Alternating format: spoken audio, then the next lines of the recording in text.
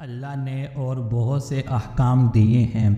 ان میں ایک حکم مردوں اور عورتوں کے لیے مشترک ہے، اور وہ یہ ہے کہ بد نظری چھوڑ دو۔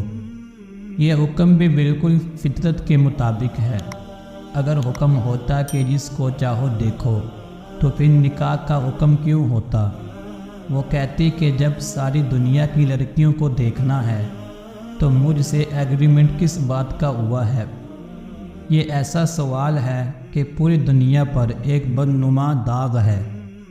کسی کے پاس اس کا جواب نہیں ہے، کیونکہ دنیا کی ہر قوم میں اس کی اجازت قانوناً بھی دی جاتی ہے کہ ایک آدمی نکاح بھی کرے اور دوسری جگہوں پر منہ بھی کالا کرتا رہے۔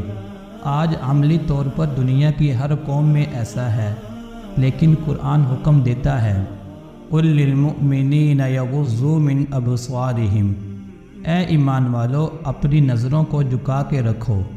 اس حکم پر کتنے لوگ عمل کر رہے ہیں؟ اور آگے فرمایا قُل لِّلْمُؤْمِنَاتِ يَغْضُضْنَ مِنْ أَبْصَارِهِنَّ، عورتوں کو بھی نظریں جھکانے کا حکم دیا۔ جو اس پر عمل نہیں کرے گا وہ شکر والوں کی فہرست میں داخل نہیں ہوگا۔ اللہ فرما رہے ہیں تمتعوا، مزے کر لو، پھر اللہ کا عذاب تم پر نازل ہوگا۔ آگے فرمایا کہ یہ مت سمجھو کہ اللہ ظالموں سے غافل ہے۔ اللہ نے ان کو ایسے دن یعنی قیامت کے دن کے لیے مہلت دی ہے جس میں آنکھیں اور دل پھٹے کے پھٹے رہ جائیں گے۔